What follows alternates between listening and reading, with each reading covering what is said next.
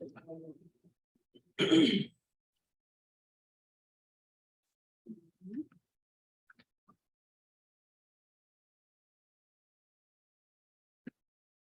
do a sound check.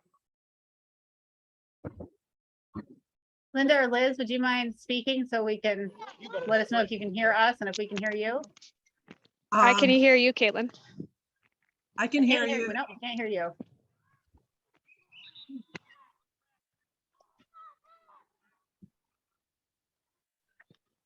Hello, everyone. Well, you look Okay. great, but we can't hear you yet. We're getting there though. No, Liz, I Hi. know you're talking, but I can't hear you either. Can you hear me now? Yeah, Yep. we can hear you now. Like a You can? commercial. Yeah, can you hear us? All right. Yep. Yep. Yes, got we can hear you. Liz. Okay. Are we recording? Yes, we are. Good evening. I would like to call this regularly scheduled meeting of the Ulysses Town Board to order. It is 7:01 p.m. on Tuesday, September 27th, 2022. Welcome to those attending remotely. We don't have anybody in person, but as always, we're being recorded and the meeting will be posted on YouTube afterwards. May we have a roll call, please? Ms. Olson, Present? Mr. Boggs, Present. Ms. Marino, Present. Ms. Bouchard, Present. Ms. Marlato. Present. Mr. Goldman. Excellent. The board has been presented and the public has been presented with an agenda. Are there any alterations needed? If not, I'll accept a motion to approve agenda for tonight. Move to approve as presented. Second. All those in favor? Aye. Okay, moving on to privilege of the floor. We have two privileges of the floor. We welcome comments for up to 3 minutes per person at each one. Is there anybody in the public who wishes to address us? There is nobody present who wishes to address us, I know. No, Liz is, or Linda, or both look like they're holding their peace, but we will be here if you change your mind later in the meeting. So we will move on. Okay, comprehensive plan update. Roxanne provided a document that was shared last week. Thank you very much, Roxanne. To discuss the objective of what we're attempting to accomplish with the comprehensive plan and different items along it. So would you like to kick us off? Right, so at the last meeting, well, several meetings, we've talked about this kind of slowly, and then at the last meeting, I brought an outline of the committee, and then the board wanted, just for discussion, the board wanted more specifics on just sort of an outline for the whole comprehensive plan review and update project. And so that's what I drafted here, and I sent it out on Thursday to everybody, and it's also been part of the meeting packet. And so I basically just did some research on, used some documents from New York State, DOS, and on the web, and looked at a few towns, what they did, and just sort of pulled this kind of together as something that is kind of the generality of what's done and crossed with what I thought made sense from our discussion, from all the discussions we've heard for the town. And the key elements and assessment part basically came out of that email that you sent me, Caitlin, from Nancy Zahler, and other input that we've just gotten sort of from the public when we hear them make comments, even loosely related to comprehensive planning. And yeah, so this is the suggestion of how we do it. And so for discussion and hopefully approval to tweaking, whatever approval to move forward and get going on this. On the structure of the comp plan steering committee, I changed that just a little bit. Caitlin, in response to your comments at the last meeting about making sure that there was one, not just a liaison, but an actual town board member on the comprehensive plan committee. The other ones were all ones that were suggested, you know, the planning board, the board of zoning appeals, that's pretty common. Any kind of a conservation advisory commission, if there's some kind of group like that in the town, they always have, they seem to, that's a pretty consistent thing they have on. Caitlin, you had suggested, and I think all these are good suggestions of member of the local business community. Yeah, so maybe starting with 9, members, and I'm thinking that it may sort of titrate down to 5 or 7 to 5 by the time, the whole process goes on, people drop off, or we could refill it in with others if they have to leave. And then I pasted in here the timeline that we discussed for the DEC Climate Smart Community Program grant application that the board approved orally. We didn't have a resolution vote on it, but when we were discussing submitting the grant, because we had to have a timeline with the grant. And then I just outlined roughly when the consultant, we would use the consultant, be 13 to 14 months of work based on this timeline. About 8 months of which would be in 2023. And I also looked at, Michelle had 2 quotes, one from MRB and one from someone else that I forgot right now. They, quite a while ago, when she was just gauging how much about it would cost and how long it would take. She got a couple of quotes, and these timelines are roughly in line with those, so.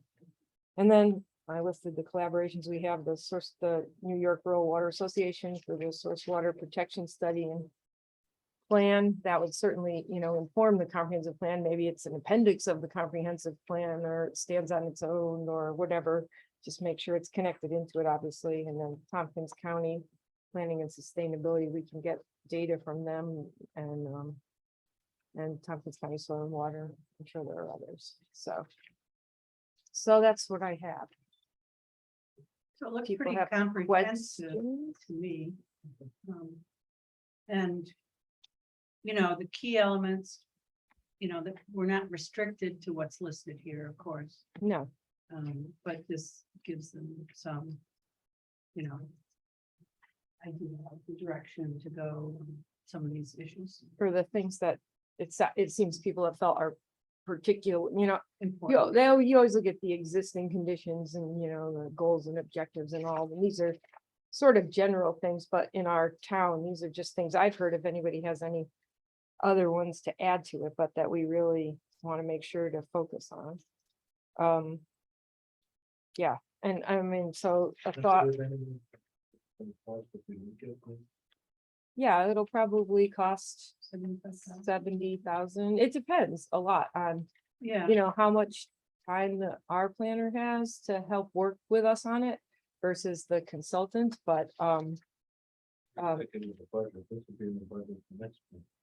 I actually would like to talk about that when we get to the budget, but this is just the strategy and goals. Right now, we have 2 different funding options for it. We have it off in the budget itself, in the preliminary budget. It is, there's the intention that it is structured if we get the grant funding. If we don't get the grant funding, we have ARPA funding allocated to pay 75,000.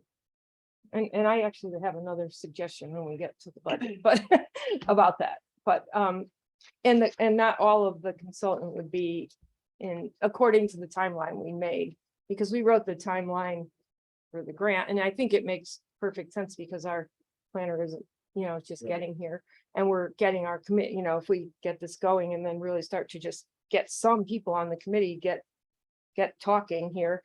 By the time we would be ready to look for a consultant, one way or the other, it would, we were assuming the grant would start in March, because I think that's what they The said. timeline, Yeah, and so, then you'd have to release a request and everything, and so, maybe we'd have them on if we were lucky by like April, and so I don't think we would do that, much faster even without the funds, so as I was seeing it, it's probably about 8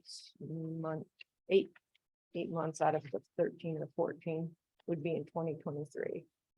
And, this seems to be like the fastest, I think we could really get it done. Michelle and I really talked about it, went over it a lot. Yeah. And it's just, it's a lot, you have to gather all the data. We want to obviously have multiple public input sessions. And so, but consultants definitely do help with pulling it together, doing the other research, their experience, putting it into a really nice package. That's all stuff that they have people and their staff that do that for a small organization like us, it is not easy to get done quickly. I mean, our first comprehensive plan was done that way. We didn't have a consultant.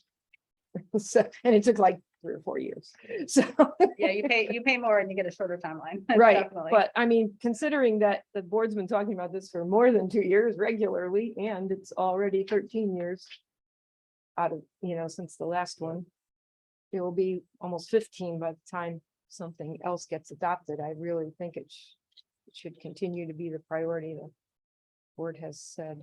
So I was thinking that if the board wanted to, adopt this as the strategy or with whatever tweaks you want, then we can use this document. I can take out some of it, but or Well, it not, could be or good not. thing And to- then to give people, Yeah. if you're, well, if like when you say to the planning board or the Board of Zoning Appeals, we'd like somebody, here's the scope, here's what we're thinking. If you talk to people, when we interview people who apply, if we go to the Chamber of Commerce and say, this is what we're doing, and maybe see if, and get a local business person interested. Yeah.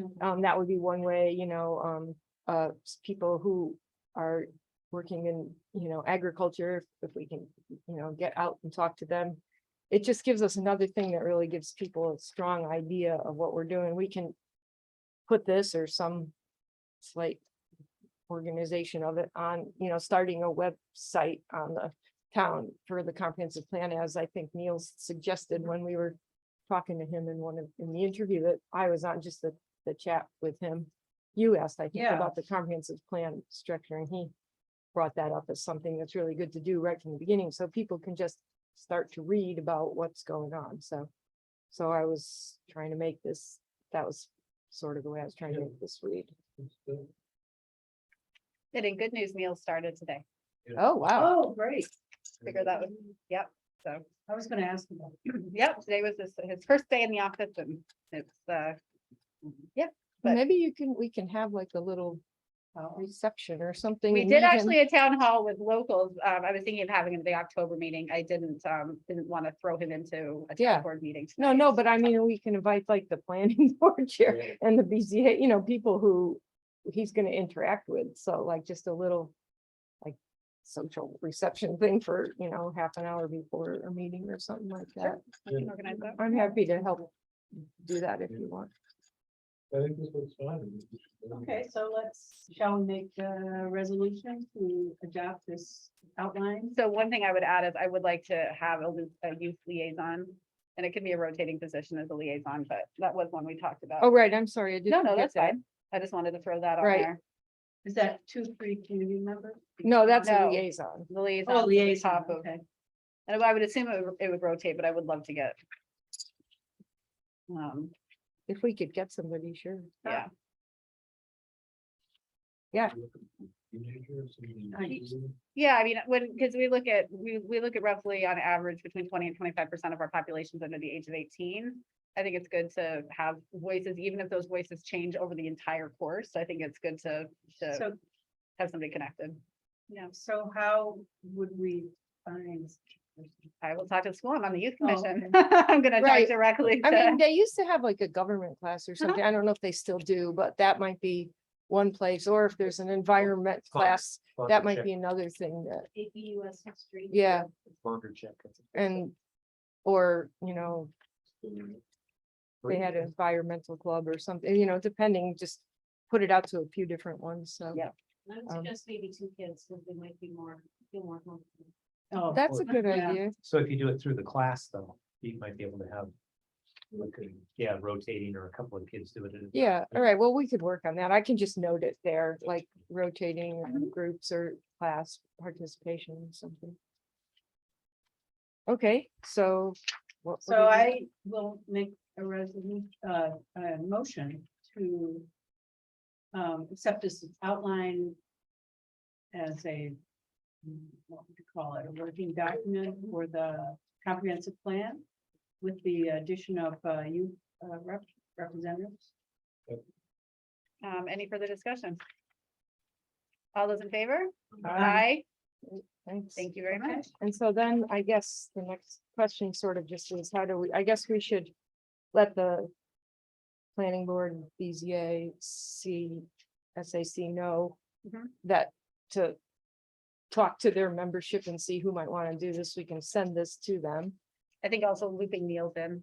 Yeah, oh, for sure, but he just got here. I know, that's why just- I haven't had. I guess I was yet. thinking just in terms Yeah. of actually starting to get the committee, even if we don't get the full committee, we can set a date to meet and start talking about it and see where we still have to search more. And Mhm. Caitlin, I did have a question because we have yours and my names both, and Carissa Mhm. sent us, I think we had one so far, but do you want me to contact them? Do you want, we didn't, I don't think Yeah. we did anything with We either of them haven't, I yet. think I was honestly, I But was you're waiting to super see busy and how I many didn't know. people we were gonna hear Right. from, and then Neil's getting on track, so. Yeah, well, we can um, just, I mean, maybe I'll just loop back to her, and Sounds good. just because you don't want people to think they're just out there in space and no one Mhm. responded to that, No, like, we've had in the newsletter for the last month, that we're doing this and if people want to apply. And so when people send something in, we should talk to them, at least acknowledge say it and we tell them got we're it. working on it, and,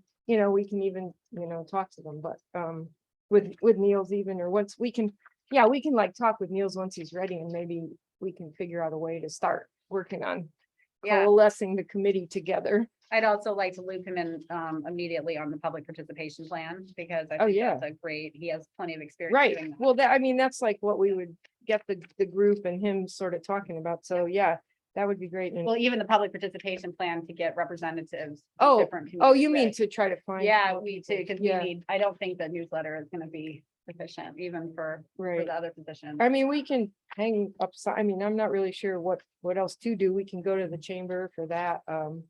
Mary, had a whole list of, ag Ag people to people, yeah, explore. I wrote yeah. you a longer message about that too. I don't know if you saw with some other Yeah. input and ideas. I had one person talk to me who may be interested in it, either that or an ag committee, so I can now have this to follow up with. Sounds good. So, okay, so I will edit this and then, I mean, just fix that, and then, I don't know, I guess we could, well, maybe I could just meet with Neil sometime or Yeah, something, and we can Absolutely. talk about what to do and put it on the web and everything. Yep. Before Chris leaves forever, no. Eh, Anyway, great, thank you. Okay, Absolutely. Thank you. sure. Okay, let's move on to, the ARPA. Discussion of proposed allocation. So you have a chart that was provided as a working document. Some of these items, Michelle is with us in the meeting. Some of these items are very reflective in the budget of what was discussed in the line by line. But again, it's a working document, so. Michelle, welcome. Is Thank there you. anything else? you Hello. wanted- Was there anything else you wanted to say other than my very short introduction? Sure, yeah, just to point out in this document that the year is listed in there, so if it's got 2023 in there, it means that we've accounted for that offset in the tentative budget, with the exception of the comprehensive plan update. That 75,000 there is not what is in the budget as far as ARPA offset goes. Caitlin mentioned earlier that we have comprehensive plans expenses accounted for in two different ways based on which direction we go, if we receive the grant or if we don't. Right now, there's $10,000 sitting in the contingency fund in the B fund earmarked for comprehensive plan update, which is offset by ARPA funds.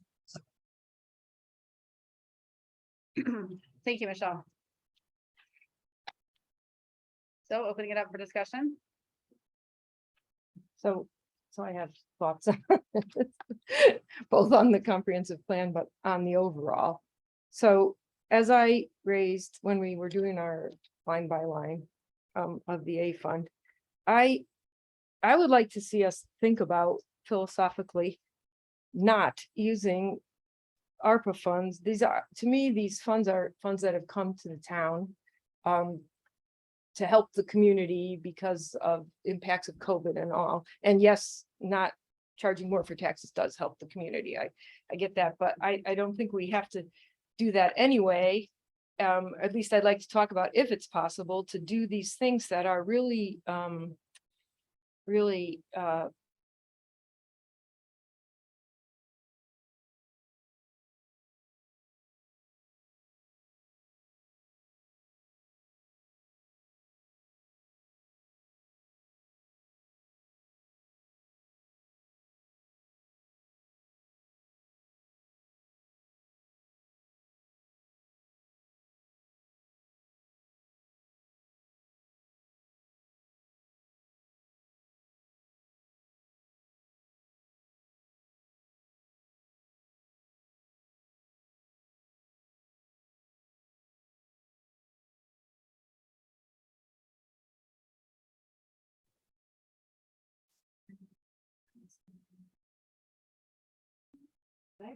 Back in. I'm sorry, we had a computer glitch, so we paused the meeting. Can you hear us? so I guess, Okay. okay, so I was saying, so for example, if, if more public access to, recreational fields is something that the community, really thinks is important. I mean, to my knowledge, it has never been brought to the board, but I hear that it's important. So like, what, if that starts to come out in the discussions, like in the comp plan or whatever, we have a little working, if that's something that's important, like maybe that's something that ARPA funds, these special funds could be used for, or maybe things will come out in the water study that are really big problems for people that we can't solve with a water district or something. And maybe that's something, it's just, I'd like to see us think creatively about that, because we've got until 2024, the end of 2024, to use that money. And so, We have to commit by the end of 2024. Michelle, is that correct? And we have to, it has to be out the door 26. by 2026. 2024. That's correct. Yeah, Yeah. it has to be committed or you have to have a signed contract by the end of 2024 to commit all the funds. It has to be out the door by the end of 2026. Right, so I would just like to wonder about that $106,000, which is 75 for the IT upgrade, 20,250 for the town hall painting, the 11,000 for the AD compliant backdoor for 2023's funds. If we can, we're putting $220,000 in the capital reserve for the A fund and 50,000 in the repair reserve for the A fund. And to me, these are capital improvements and repairs. And so why not put less of the money, with that money is offset by fund balance. So why not offset these expenses by fund balance and put less into the capital reserves, because you're doing projects that you would use that money for anyway. And then we can have more time to explore higher, if you will, better and higher uses for the ARPA funds, something more creative, because we got these funds for the community.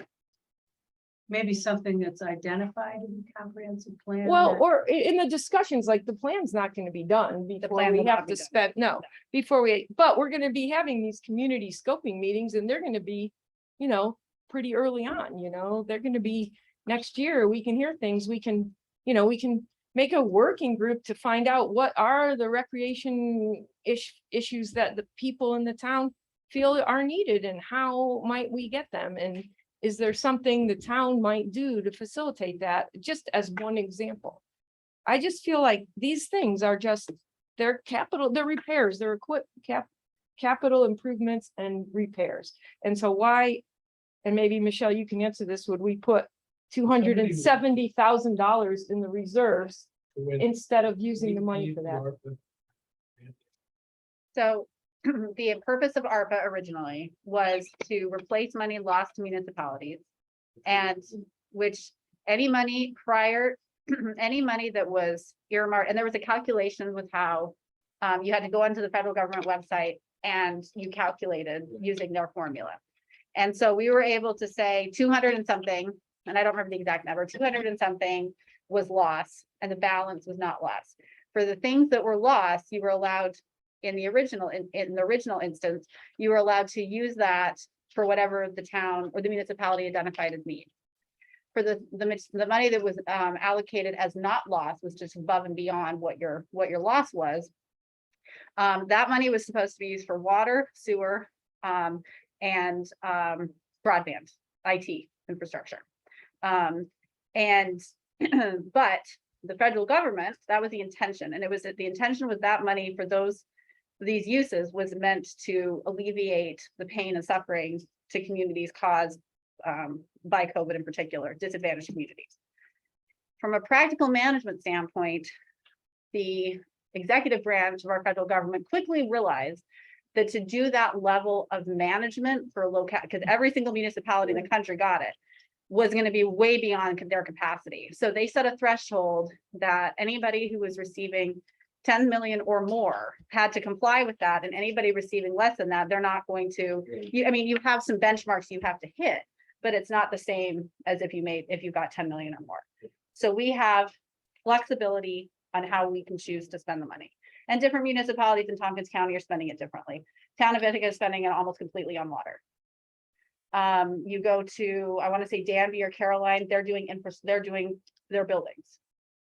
So there's a range even within Tompkins County about how municipalities are allocating the money. You see what the county's doing with their money Right. and their community recovery funds. Right, but I mean, So- that's like another thing that maybe if there's need for that, help in some way, we could start some kind of revolving fund thing for some of it. For whatever energy or something, as it's more expensive because of the way that, I just think there's things we could think about a little bit more. And we already are using $35,000 of it for water, by the way. And maybe, so in the original intent. And so, and maybe there would be more, as I say, as this water study comes out and we figure out, is there a way that we can help people fairly if they're really in trouble with water or something? So I guess my question is, why not pay for these building repairs in 2023 out of money, instead of putting that 106 out of the 270 into the capital reserve? Why not just use it to pay for these things and not offset it with ARPA funds and give us more flexibility to see where things develop for ARPA funds?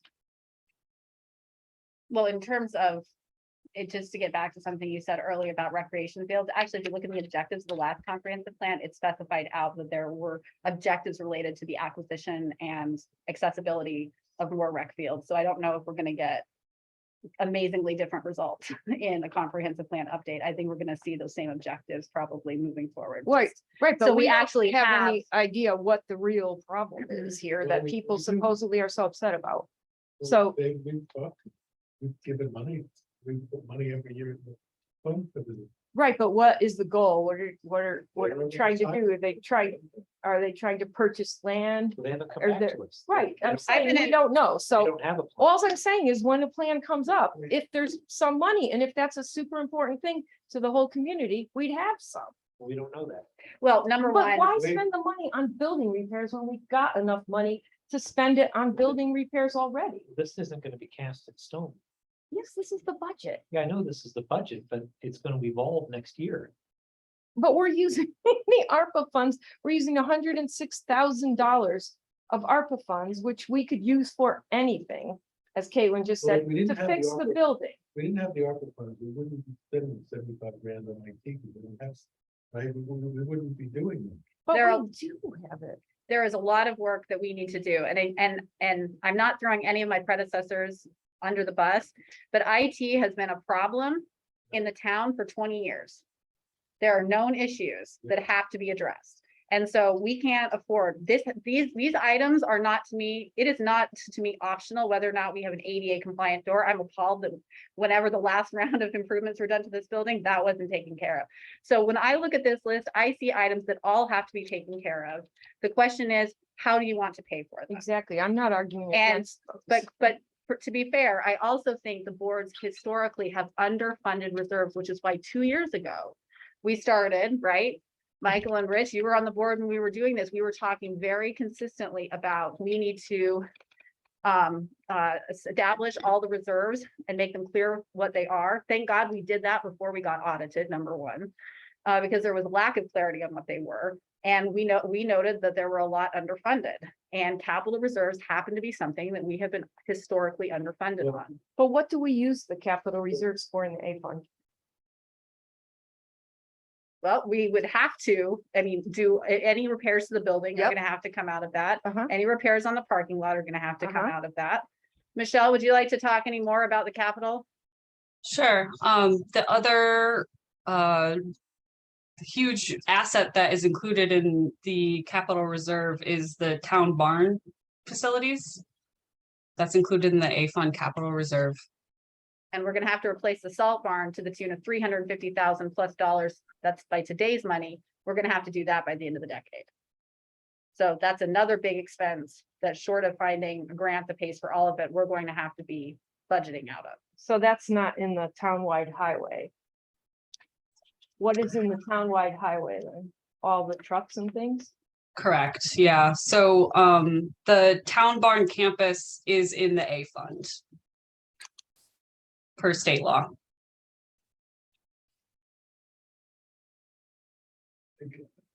The- We would still put in 120,000, well, plus the 50 for the repair. Out of 270,106, we'd still put in $160,000 into the repair and the reserve in 1 year.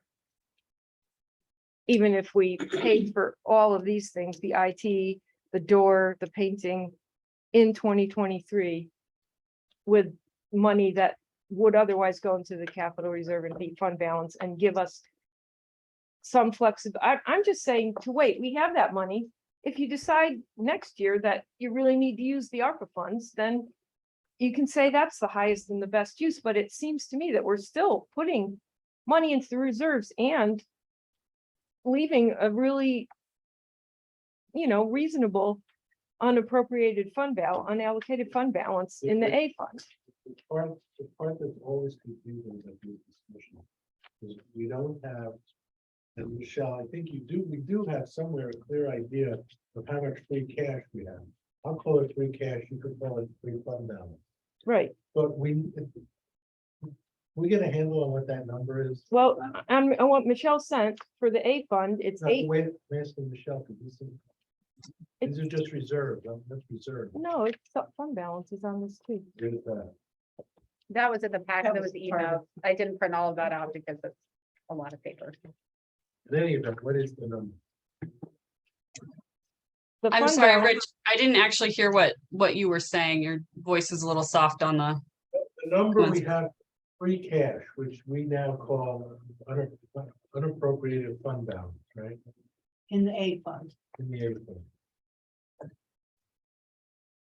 so that is included in the tentative budget packet, Right, the fund balance estimates.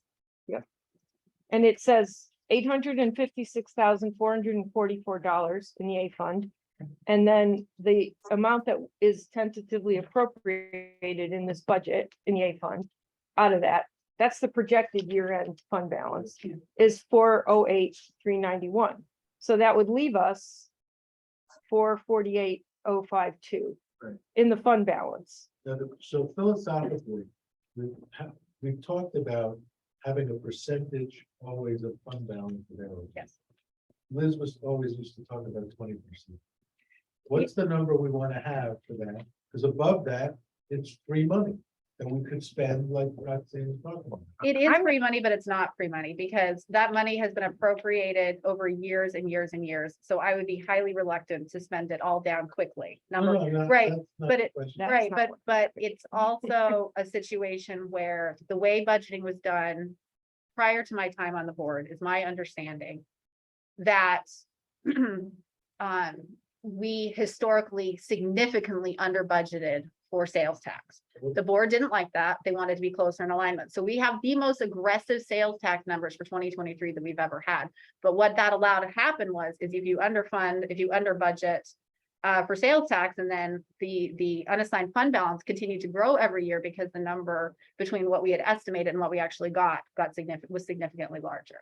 So we have been used to appropriating and having that appropriated fund balance to offset expenditures. And we have a lot of that offsetting current expenditures or the expenditures set for 2023. I understand.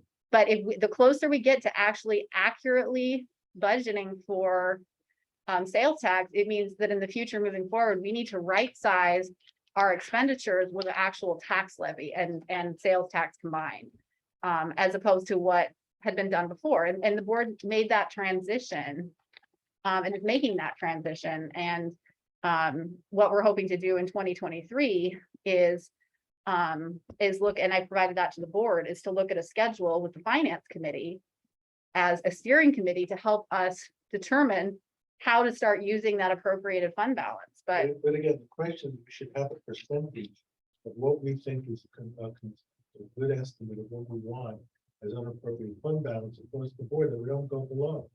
I agree with that. 25, we have to come up with what that number is. Right, and I think that's where the finance committee needs to help come up with the logic behind that. Yeah. You know, it's somewhere between 20 and 50%. I mean, 50% is also, I talked to I had a conversation with the comptrollers, Mary, I think you had a conversation with the comptrollers also about this when they were doing our audit. Yeah, I mean, they said that compared to most of the other municipalities they audit, Right, we were in great shape. right. And I had just want so to be much- clear, I am not suggesting spending any more fund balance. I'm just suggesting not putting as much in the reserves this year, holding the ARPA funds and to see what comes up. That if we just do more talking with the community and all, that we might use them for. And if you really think you need the reserves, then spend the ARPA funds, but I'd like to give us a little bit more chance since we're gonna be doing this big planning exercise to do it. I mean, we'd still be putting $160,000 in the reserves for capital, for the capital and repair in 1 year. And the reserves that are projected to be left with the fund balance that's appropriated in here, which I am not suggesting increasing, unless you want to increase the reserve more and pay for this, in my suggestion, is 37% of the budget for the year.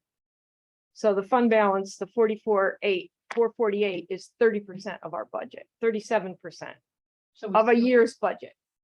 Like, that's what they usually gauge it on, right? Yeah, Like, yeah. they look at how much your fund balance is of a year's worth of your budget. So So- that's where we're at right now. I mean, it's true that we should make a policy, what, need a not to policy. drop below. We need a policy because this is all blown in the wind. Every year we trying to get to a place where we're consistent. Because we did underestimate sales tax and we overestimated expenses. So that there'd be big fund balances. That's how we handle it. I can tell you that the schedule Michelle put together, that's in draft form, the idea would be that would all be locked down by July of next year through the finance committee to come to the board. So that before we go into budgeting season, we have those firm understandings, because like you said, it's blowing in the wind. But I'd like to point out that even if we fund everything here through ARPA, but 2024, for 2023, the parking lot is not in 2023, it's proposed for 2024, and the remaining funds, that would still leave us with $105,282, which is approximately 32.7% of the money would still be unallocated at the end of, or unspent at the end of next year, thinking that we already spent $75,000 of ARPA funding on the comprehensive grant. So, and there's no way we're spending $75,000 in 2023. It would be split between 23 and 24.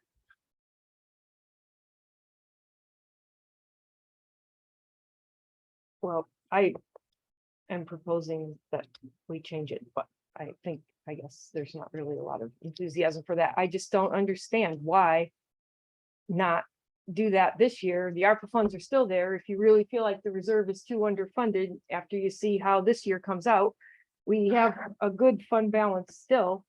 And these are just capital things that we need to do. They're not anything. I'd like to see us think about some things that are really a special contribution to the community beyond this building. And the parking lot, we don't know for sure that the parking lot's gonna cost $95,000 to pave. I mean, we'll find that all out, we don't even know, because we have other parts of the budget where we're getting people to help us find out You should. this fund stuff. A design for the parking lot in 23. Which would be much smaller, so we know what we're doing. Well, we have a, person in there to help get quotes and everything, paying need a for the design. You need- budget. You need something, a design, something tangible that we can look at, Like engineered or something. either an engineer or like Trowbridge and Wolf. We have some engineering money in the A fund already, Yeah. don't we? No, instead of putting 95,000 in for it, you need to put. But the Well, that's- 95 is not in. That's in twenty. This is earmarked. 24, It's let's- twenty No, twenty-four. no, I get that. You need to put, for, we really want to do the parking lot, you need to put a design in for it. In Really, 23, the parking lot is yeah, it's well, getting worse, and worse every yeah, day. so we keep kicking the can down the road. I don't know what's fine Yeah. with it. Well, we have money for engineering in the A fund. We can look and talk about, we're gonna do A fund, Michelle, at the first meeting in October, is that correct? Yeah, we can start there for sure. And we have like a lot of contingency in the A fund, $40,000, so Yeah. I like was- for nothing, for whatever comes up. And so like if the engineering costs a little more or something. I mean, I'm not suggesting adding any money. I'm suggesting So, philosophically thinking about the ARPA money differently for a year. We understand what you're saying. so if you want, the problem is we don't have any plans for an athletic field to put it into the ARPA funds. But But so what you could do is if you're, so there's 10,000 left in ARPA funds, it looks like, right? Yeah, 10,282. You could do a design for a, if you wanted to turn the Jacksonville Park into a soccer field or something, I don't know. right, I think we should get like But we don't a have a working plan. group about that or find out, work with the people who are thinking about it. And see what options might be possible. But, It's yeah. true, we don't have a plan. But we don't even know we need them. Right. I'm using it as an Right. example. For years now, what's the name of that group, the rec? CRC or something. Truman's Community Rec, Yes. And we give them money every year. Well, we put it in there. it's in reserves. It's in reserves. We haven't handed over any money, and But and it's just there. to be clear, I meet with them every 3 months. I had a meeting with them last week. So what's going on? So they're applying for the community recovery funds. They've looked very actively at the 96 parcel. I've asked them to come present. They're gonna come present to the town board this year. Who are Um, they? What? Who are they? Masters. Yeah, Tara Masters is part of the group, Todd Edmonds. There's a number of people who are participating in that program. We have a school superintendent who said on a call this week that she wants to put the swimming pool in part of her next capital plan update. So whether or not that comes to fruition, I can't speak to the school about what the school is going to do, but I think that there's certainly. I think if you read, and I'm happy to provide it to the board, it's in the comprehensive plan, there's a robust set of recreation related objectives that were created in the last comprehensive plan. I frankly think we could use that because they weren't achieved even, and it was identified 2008, 2009, 2010. So, 2009. So, yeah, we can have more conversations. We can get more people involved. I'm not gonna fight rec. Ideas at all. I'm just using it as an example of things that, like, as you say, haven't been very much pursued. Now we have this money that we didn't anticipate getting at all. And I feel like I would just like to see us not spend it on things like a door and not that we don't need a door, but I think we can use other money for the door. We understand. And then if nothing comes up, nobody needs any money, they get an amazing grant, all the recreation stuff is solved with no, help that we should consider from the town, then we still have another full year to commit the ARPA funds. You can do the whole parking lot in 2024 and a whole bunch of other stuff. I'm sure there's a laundry list of repair stuff. That's a year and a half away. I know. Well, it's in 2024's budget. Yeah, these are just tentative allocations. Now, I mean, I raised concerns about funding the parking lot last year. I mean, I wanted to see something else being used. But at the end of the day, from where I sit, we have to pay for it one way or the other. So it just becomes a question of how we pay for it. It's not an optional service. And so we're the money is the money we have. Some of it's allocated as ARPA funding, others been allocated from the tax base and appropriated from the tax base. We have our choice at the town about how we're going to spend it. And so, I mean, I'm not even suggesting here in this particular discussion that, because we're not talking about 2024, that we take the 95,000 out of the ARPA funds. That's something to talk about next year if you want. I'm suggesting taking out the 106,000 that are in 2023 for the IT, the exterior paint and repair, and the back door, and using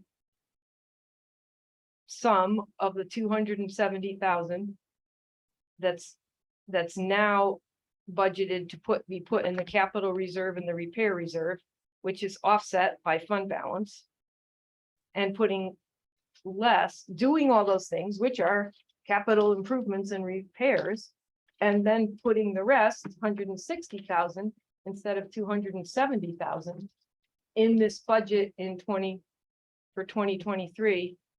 And it doesn't change at all the amount of fund balance we're gonna have left, still, if it's as projected, 37% of the year's annual budget. And it doesn't really change the tax levy. It doesn't change anything. I'm not suggesting spending any more money. It's just where the money is coming. I'm suggesting putting $106,000 less in the repair and capital EQ reserve this year and using that money for capital EQs and repairs.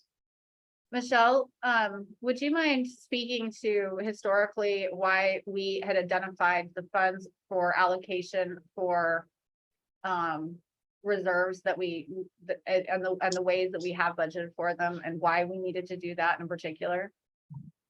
Sure, yeah, so as everybody knows, that our capital plans are still very much in development and need a lot more attention. But the money put aside in the tentative budget for this year was based on our capital plans, and during our line by line, it was actually suggested that we increase it because of the salt barn that we know is coming up in the next 6 or 7 years or so. So the capital plan is connected to, much like our equipment reserve, which I think is the most flushed out capital plan. It's been around the longest. All the rest of the plans really haven't been around too long. Most of them were developed just this year for the very first time. What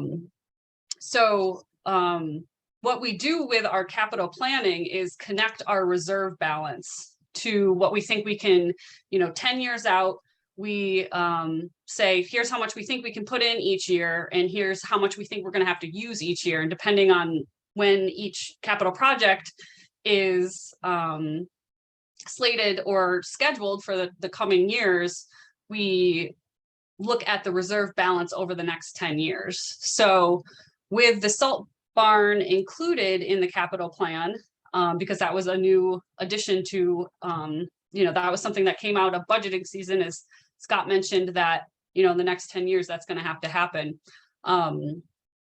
That informed the reserve additions. So for this year.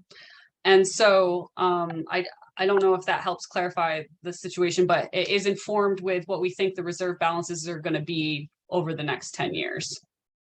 So how much was the salt bar? 350,000.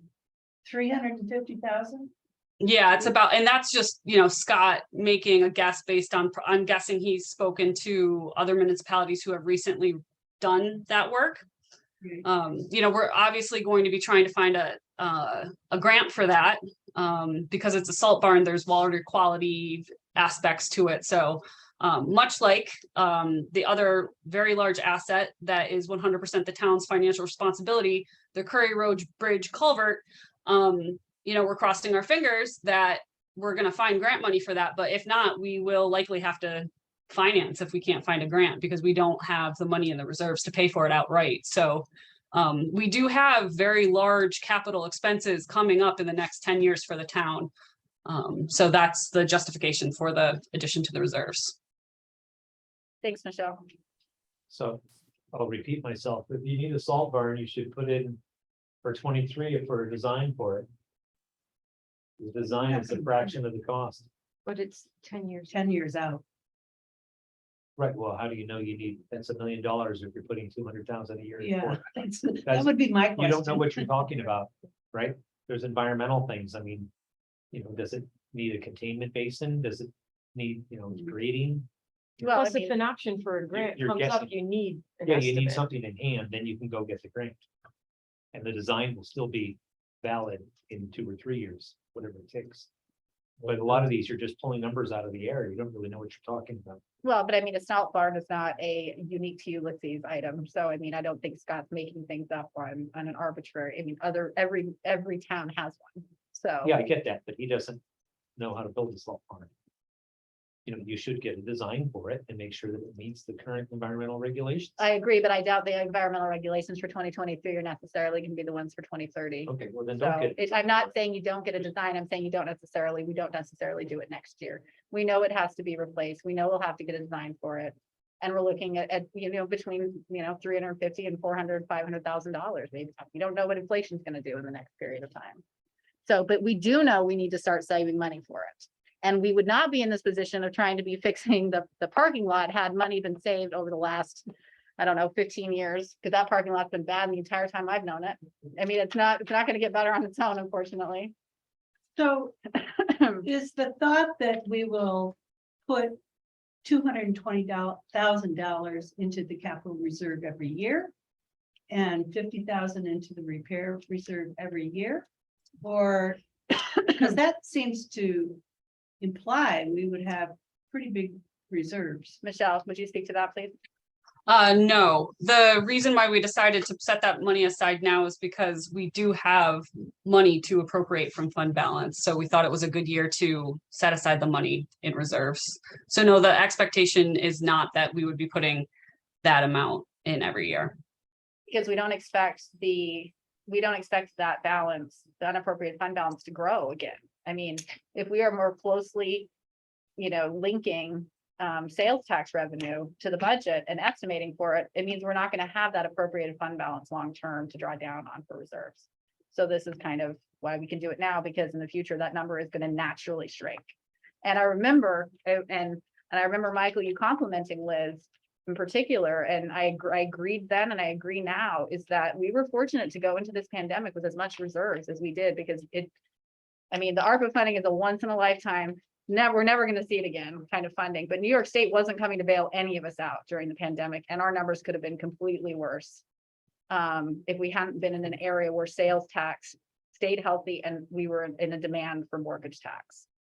We could have had a very different situation without those revenue streams. And so we were glad, I was personally grateful then, and the board was happy at the time. And I continue to be grateful that we had a robust unappropriated fund balance and could have drawn on. So I think we need to keep that in context when the finance committee looks at it. Exactly. I agree with you. Very much. 25, whatever that is. Yeah, and as long as there's something philosophy underlying it, then that's what we aim for every year. But it does mean we won't be able to draw down. Because creating fund balances inevitable in perpetuity serves really. No. It's like a psychological, it's increased every year I've been on the board, so 6 years, it's increased. yeah, We've not been able to spend what we said we were gonna spend every year. Well, So that that's why I says keep, something about your budgeting. well, we unconsciously, it was a tactic, it was a strategy. It was absolutely a strategy for strategy. 3 years, or for 5 of those years. Underestimate sales tax and mortgage tax and overestimate expenses. That created a good fund balance. But it wasn't a good budgeting technique. It was just a safety. thing. This year, I think, was unusual. I think we would have been much closer to expenditures if we'd been fully staffed, but we ran understaffed the entire year. I mean. Yeah. Trust me, I wanted to spend that money. That was not a shortage of desire to spend money. So we've been, so there was some luck involved. There was staffing savings. There was savings on probably health insurance where people didn't take it. And it used to be padded a lot more. We had lower contingencies for a lot of budgets. prior to my time on the board, my understanding is because that padding was added into every individual line, there was contingency Right. built in.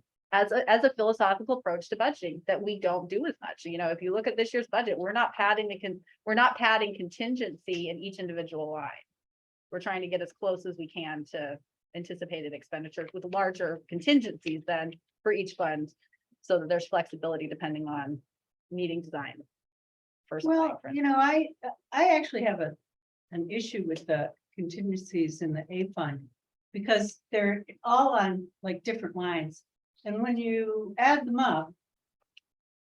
It's like $57,000 in contingency, and seeing as how. Most of the expenses in the budget are PS, our salaries. And we kind of know what the staffing is gonna be, or we anticipate what's gonna be. There's not a lot of fluctuation in that, like we don't create a lot of new positions for people or. You know, give people big raises in the middle of the year, you know what I mean? Would, So it just seems funny that, you know, back in the day. You know, when I was working as the bookkeeper, we had a 10,000, I think it was $10,000 contingency line. It was one line.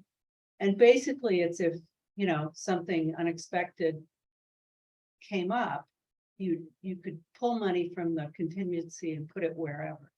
So it's That's just only- seems to me $57,000 in contingency is a lot. Was one of them, yeah. Oh, True. I thought we were moving to just having one contingency and not. no, there's like. well, five- but Roxanne was requesting, remember the breakdown for contingency to see, so if we have, because we have to save money for, if an employee. Picks up healthcare, Right. and so Roxanne. Oh, wanted that's that called separate. out. Oh, she didn't add that. I in. didn't add in Okay. the So health insurance. what I would That's like to more. do, I'm not trying to side rail this conversation, but I think in order for us to all look substantively at the same thing. We do have these 2 meetings scheduled in Okay. October, and we will, for A Fund, we can talk about that. A Fund's coming up at the first meeting in October, we can absolutely talk about contingencies at that point. Does that make sense, Mary? So we can Yeah. all be looking at the same thing at the same time? So, but I guess this was really on the philosophy of how we're spending ARPA funds was this agenda item, right? Yep. That's what we're talking about. Mm. Still, no, I mean, it feeds into how much money we have total. It's all connected in the budget, but Right, and I'm not how trying do to we suggest we don't. have that move conversation. off of this. I mean. I guess. Can you take a vote? I'll make a motion that we take. $106,250 for, Can we split, and The- so you're talking about, just to be clear, you want to remove the IT systems upgrade. You want to remove the town hall exterior painting and repair and the ADA compliant door from the ARPA funding, is that correct? yes, which is $106,250. And we put that much less out of the 270. We subtract that from the 270 that is going into the capital reserve and repair reserve in the A fund currently. And so instead of offsetting those expenses with ARPA money, we're offsetting them with fund balance. And we're putting in roughly $160,000 in the repair and capital EQ reserve in the A fund instead of 270, but we are doing $106,000 worth of repairs and EQ upgrades. What does that do to our reserve? And it allows us to save the ARPA funds for a bit to look at what community items we might be able to do with them and gives us a little more time. But Michelle, by doing that, lowering reserves, what does that bring? That lowers our reserves, is that to a much lower degree? Yeah, so the more that I've heard the thoughts of the board, I think that it would make sense to, and this is just initial Yeah. suggestion. What are the thoughts of that? Sorry, what was that? The rest of the board hasn't weighed in on what they feel about it. Sure, so what I'm tentatively suggesting is that we rope ARPA funds in with the plan for the fund balance use planning proposal that was included in the packet. Because to me, they're very much intertwined and related in my mind. Knowing how many question marks we have about our capital planning for the next decade, that is why the fund balance use planning proposal was presented, because we want to be strategic and there still is a lot to be done with our long-term capital planning that I think feeds into this ARPA conversation. So, Well, when is that gonna happen? The Well, long-term planning. There's a timeline. Proposal, It was right. in the proposal and the timeline Right. broken out of I'm just when. trying to find it. I'm sorry, there's a lot of paper. It looks like this one for those who print, I printed the stuff for. Oh, Is it over years or could? No, you just it's the read it? finance is looking at it to have a recommendation for the 2024 budget in July of next year. So we're looking at 8 months out. Right. Okay, so I don't see that it affects really what I'm suggesting that much.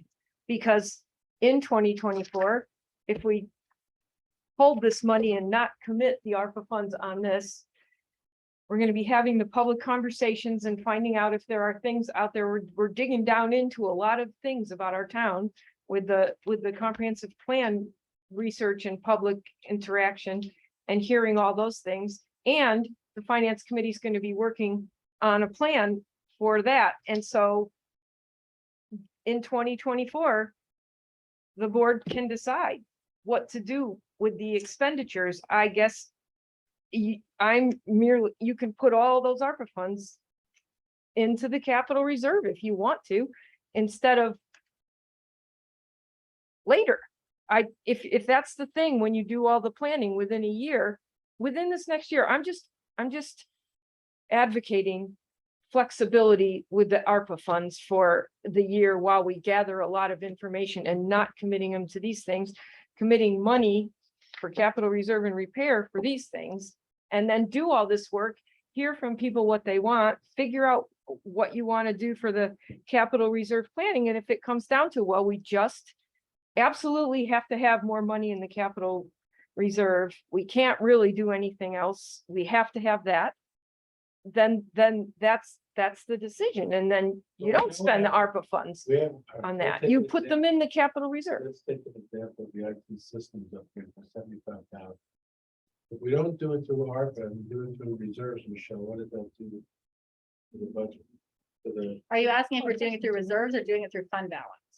I'm not saying it, do it with fund balance. yes, I'm saying it doesn't change the budget at all. It doesn't change the So taxes. reduce The percentage of fund balance. No. All it does is reduce, the way the current budget is structured, what I'm suggesting reduces by $106,000 the amount that's going into the capital reserve and repair reserve in this Yes, budget and that money is to be used for things. for savings long-term into the future. But these are things. They're repairs and things. And so Well, I mean, I think the 75 realistically would come out of fund balance and wouldn't come out of capital reserves because it's not a capital expense. no, So, I but mean- we're not taking it out of a reserve. I'm saying we're paying for it in fund balance, but it is a capital EQ thing. You're gonna be buying. I all this understand stuff. what you're saying. Basically, what I'm suggesting is that we can pay for all of this and the board would still have access to $105,282 at almost 33% of the ARPA funding. If we decide that we're not using ARPA funding for the IT systems upgrade, where we have an RFP currently out and we have it budgeted for, we're going to have to pay for it out of fund balance. Can we do that reasonably? And the question is, do you want to allocate fund balance now, or do you want to give the finance committee 6 months or 7 months in 2023 to come up with a plan for sustainable funding of long-term investments of use of that fund balance? If you want to preempt the plan, the finance We are- committee, well, that's what I'm saying. If you So- want to so- preempt the finance committee, then Wait. By taking 75,000, we're not spending 75,000 of ARPA, so that money's there somewhere if we need it. Right. And that's what her point. oh, I get that. Oh, I very much Well, understand. As long as we're not jeopardizing, let's say, a 20 or 25% fund balance level. it doesn't hurt to do it, and then if we need more money, we take it from the ARPA later on. We're getting quotes for it, we're gonna pay for it. when we do it. Right, but you're saying that you think 20-25% is fine. I might think 50% is fine. I don't want to have these one-off decisions, because I talked to the comptroller and they were like, yeah, you can do 50% as long as you have a philosophy backing it. I think 50% is ridiculous. I do too. I'm simply throwing out there that it might be 35% or 30%, but what I don't want to do is an off the cuff in a regular town board meeting without actually looking at long-term strategic planning to just like decide arbitrarily, it's gonna be 20% or 25%. But you keep saying the IT upgrade has to happen because we're so far behind. it. They do. So we have to do it. I understand that. And It's so, not gonna, it's gonna be sooner than 7 or 8 months, isn't it? but you could also decide with fund balance to allocate. You could also decide with fund balance to allocate it towards buying a rec field or buying something else. It doesn't preclude Well, I that. think This is all money. This is all town money. So it's a situation where we have flexibility to allocate all of it. Right, so I think that what I'm saying is just in terms of transparency to the public and knowing, what the pools of money are for. This is this is repairs, this is capital upgrades. But I don't think you That's- can put in the same category an IT spend and a recreation spend. The IT spend, No. we have to. Right, the recreational one Right, we is, have I to agree, do that. is an We don't option. have to do the rec. I agree. I was just So throwing, that's a using that as an priority. That's a example. priority. The IT spend. Right? I think everything on this is a Yeah. priority. I Yeah, don't think so any do- of these are arbitrary. And I'm not saying we shouldn't do them by any stretch. And we know you're not. We know you're not. I'm not saying even saying you should We spend know more you're not. fund balance. We know you're not. But it sounds like everyone thinks I'm saying we should spend more Yeah. fund balance, No. and I don't. I think we should spend these on things that they are, which is repairs and EQ. And we should hold the ARPA funds for a while we explore what could be done Roxanne, for the town with Roxanne, these really- one-time funds. Listen, I think we all have a high enough IQ to understand, as you said. But everybody We keeps saying understand- the fund balance We is gonna be understand drawn what down. you said. Okay, We're not discussing whether we agree with it. okay. Just so long as you're clear that I'm not trying to draw the fund balance down below the 37%. I'm not, Want to say it again? no, but you keep saying it's going down. Something's going down. Something has to go down. You're just, or if it's Well, gonna it's be the out- ARPA funds or Reserve. the allocations to the The reserves or to the fund fund balance. Right. Yeah, it's coming from one of coming them. out of one Something. pocket or the other. I but- don't mind the idea of keeping the flexibility of the ARPA as long as it doesn't hurt our activity. I mean, I think we buy some time. I think there's some merit in flushing it out.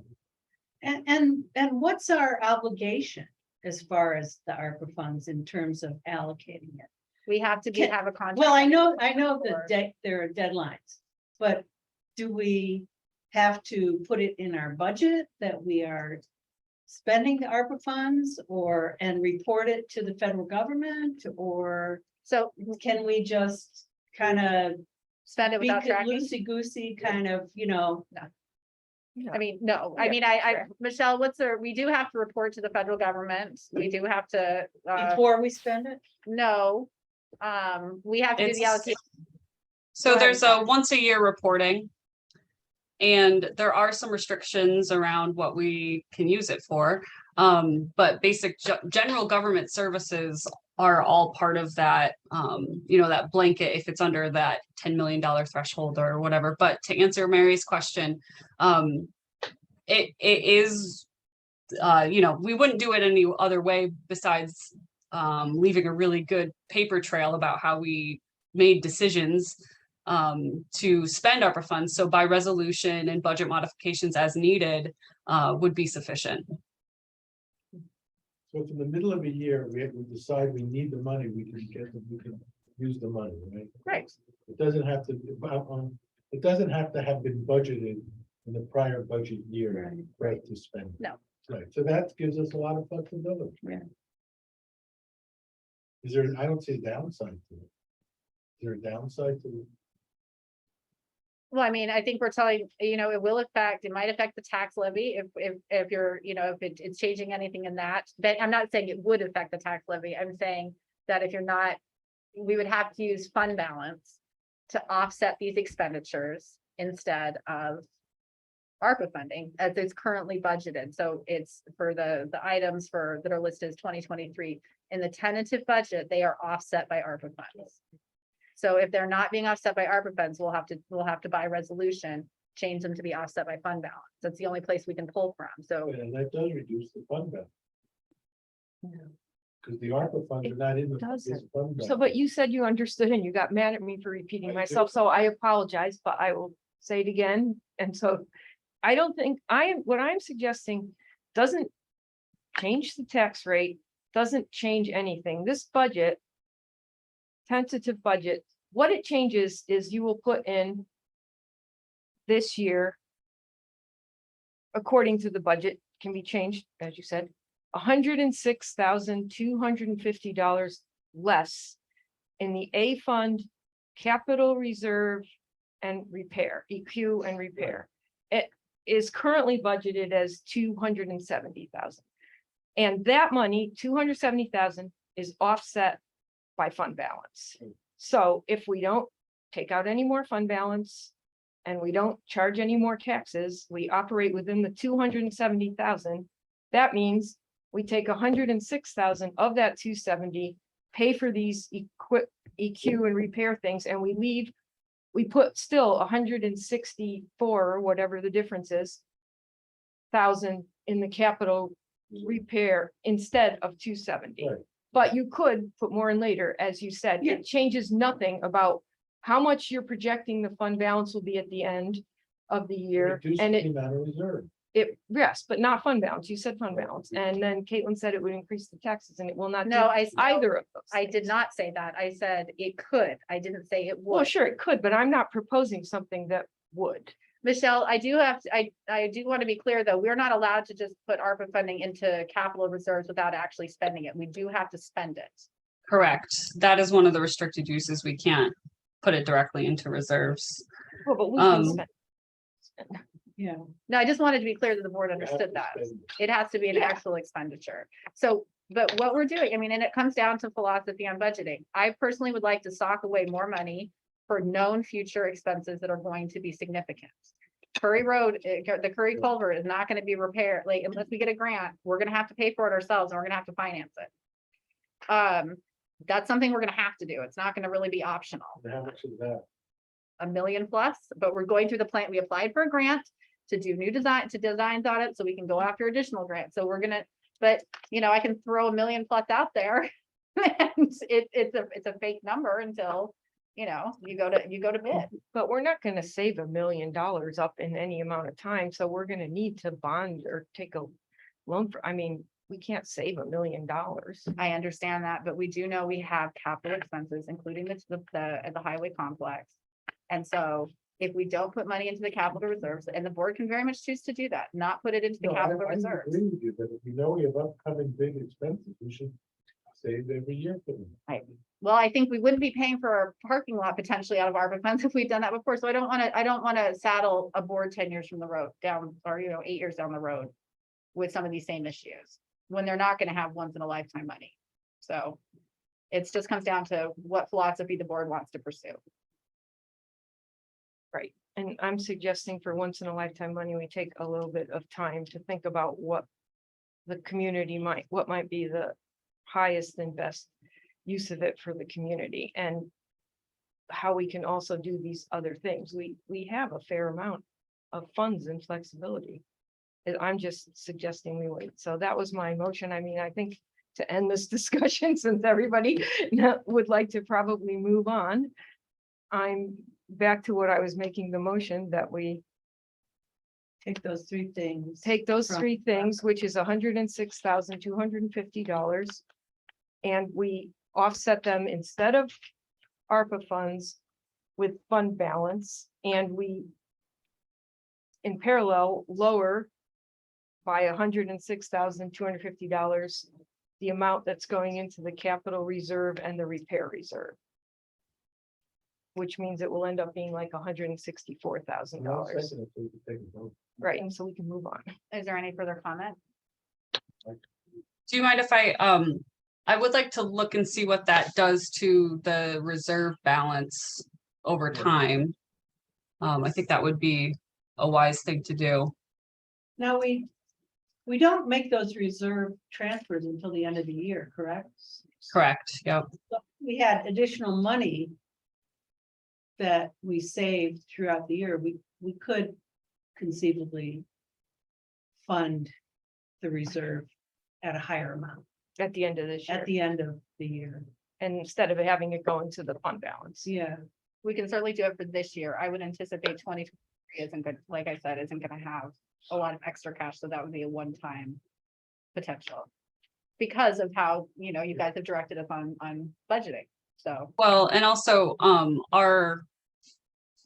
our end of year estimates have, I would be shocked if we went over our sales tax end of year estimate by very much. I don't think we'll have, a lot of extra cash that we haven't already accounted for in the end of year estimation process. So, I think I hear what the suggestion is, and I personally would like to see what that does to the 10-year reserve balance. That would be my comfort level. Well, there's been a motion in a And second. then- All right, well, Get table. I'd like to see the 10-year plan as well, Yeah, because we don't have an idea Yeah. of what the 10-year plan is. We don't really know what we're, we don't. with all this money we're squirreling away. all right, I will take it back up at the next meeting. So So I you will, withdraw your I motion? will table my resolution or withdraw till the next meeting, whatever is the appropriate procedural. Okay, well, we're looking at the A fund at the first meeting in October, and so I'll add the 10-year plan, and we'll discuss contingencies like Mary asked. And we can resume this conversation. On the ARP funds.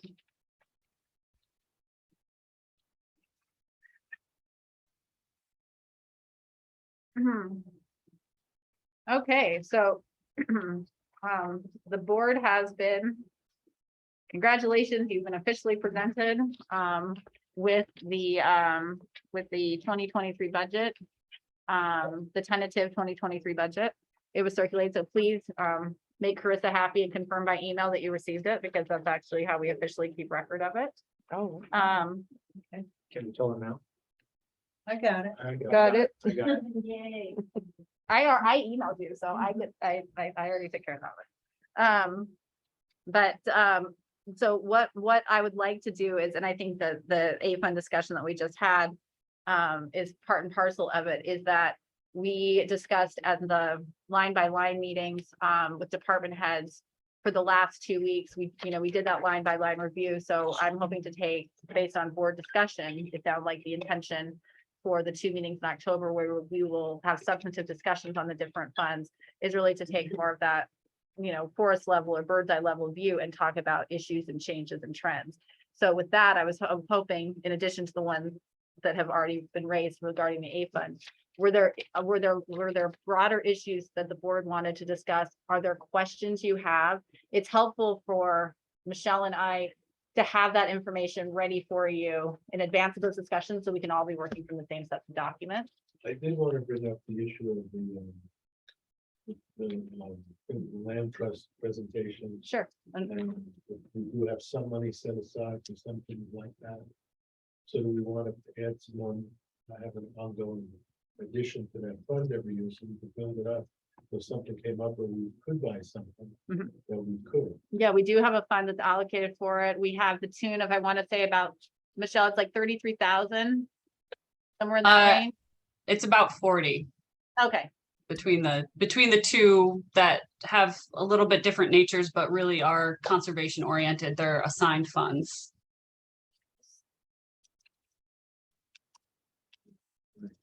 Is that something?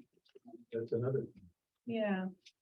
Right, About the so- community contributions, that this Uh-huh, thing. uh-huh. Could we have a little discussion Of about course. that? Yep. So I want to have this discussion. Uh-huh. Well, no, we can do it next time. Yeah, we'll need to do it next time. I was just trying to collect ideas. So, Oh, okay. and we have, okay, I'm just taking notes right now. So that's what I'm writing down.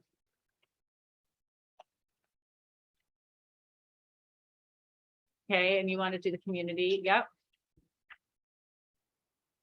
Roxanne and I reviewed those. Do we Funding having request. everybody apply again? How are we doing? So everybody applied already. These are the numbers are reflected based on requests. And then Carissa collected all of them and provided the Roxanne and I were the working group on those and provided feedback into the budget. The at least what I recommended for allocations actually come under the 30,000 the board had earmarked for. So are we gonna For support. limit? What we're, Yeah, it's like, you know, it was what, 18 last. last year we went into it and we didn't have a, We targeted 30,000. That was what, yeah, the board retreat, that's what the board. At the board established. budget retreat, 30,000 was targeted.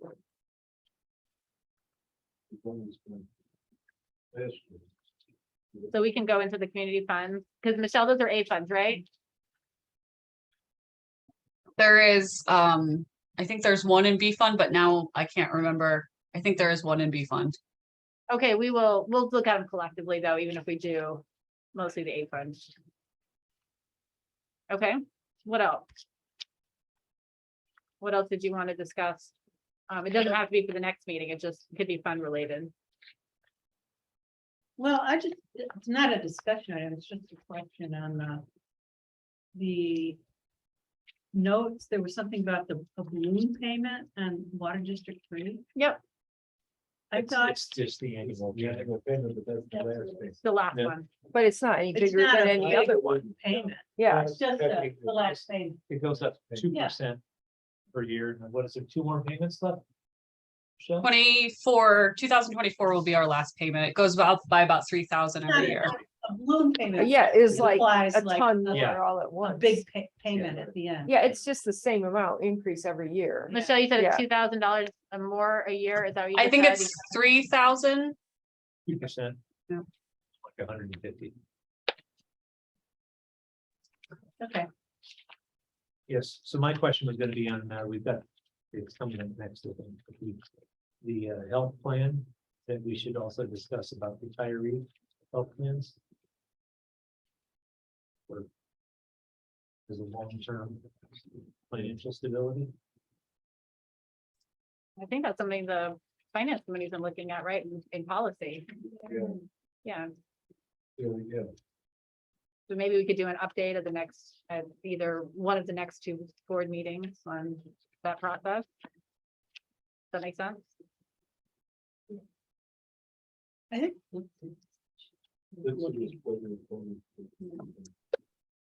At the last finance committee, we discussed prioritizing that for our 2023 work plan, putting that at the top of the list. Just so you all know, there's gonna be a 6.5% increase on the health plan. It's never a 6.5% decrease, is it? Never, Never. and I can't fight it. They've got millions and millions of dollars sitting there. And you have limits of your time, I know. Okay, Are these notes on things we want to talk about on the budget in general? yeah, I mean, so I'd like to know the big picture discussions you want to have, Okay, because we'll probably going line by line. great. I would like to talk in the B fund about the comp plan. And the way that it's currently funded or not. And different things we could do.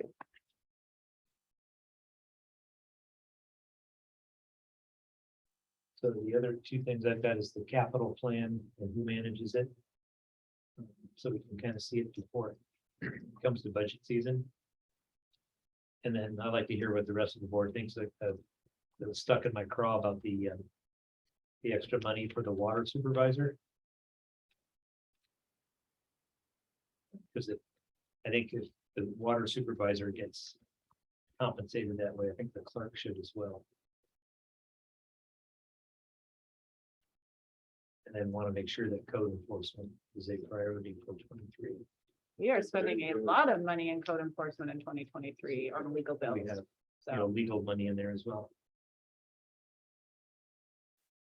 Yeah, make sure there's enough breathing room. Oh, we have a lot of money in legal and that's gonna get pulled directly out of fund, it's offset by fund balance. So if that money goes higher, that's coming out of fund balance, it's currently offset. Because if I spend less, and I would love to spend less and still get the job done, we've done that with a couple other things. Then it doesn't come out of fund balance. Michelle, am I correct in saying that the legal's being offset, legal and the B funds? Yes, correct.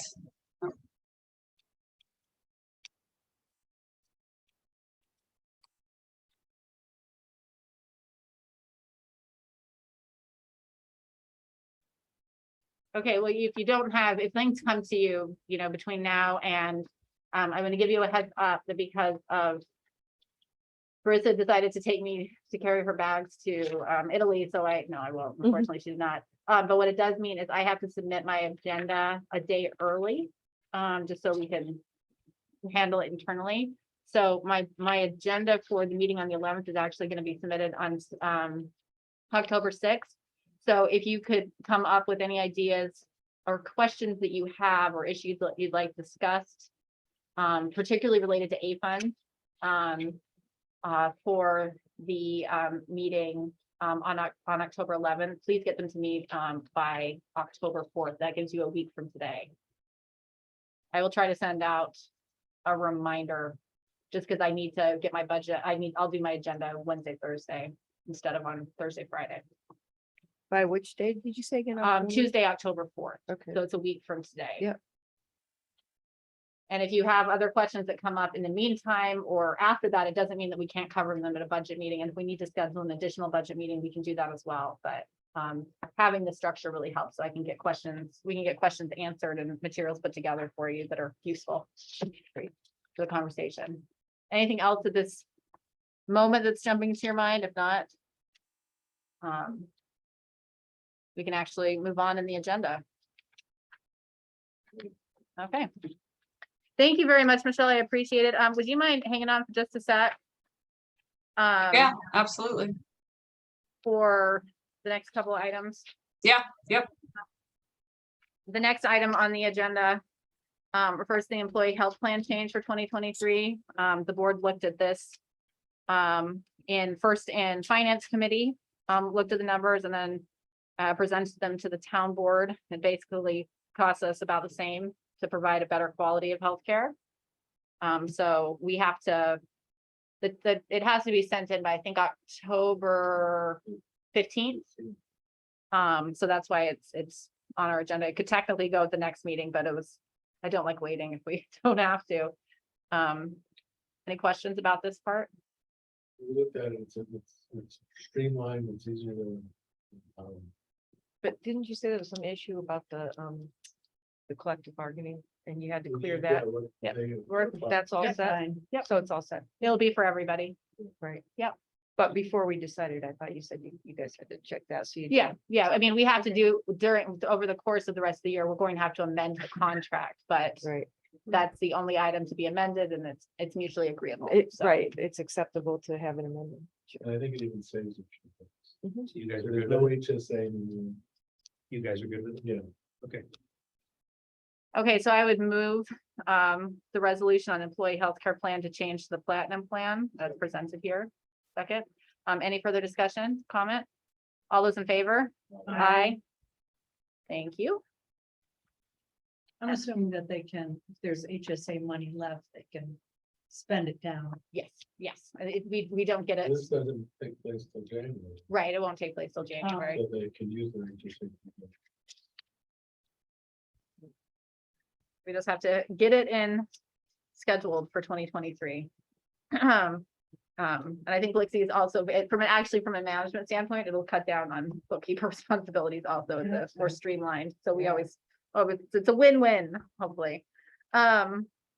So, the next item, in the board meetings, we have talked about, or in the line by line review, we talked about getting administrative assistance for planning, zoning, the supervisor's office. There was money allocated in 2022. And as I promised and fulfilled my promise to the board, I would not rush out and hire a secretary without talking to the board. I've not drawn down any of that money. Because what I think makes most sense is to have a shared position.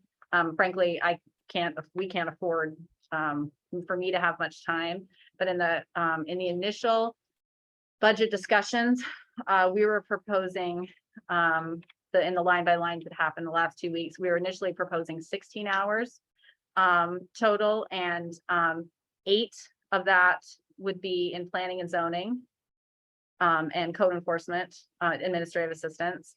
That will help increase enforcement and actual code enforcement and zoning enforcement, because that will help offset some of the more routine administrative issues.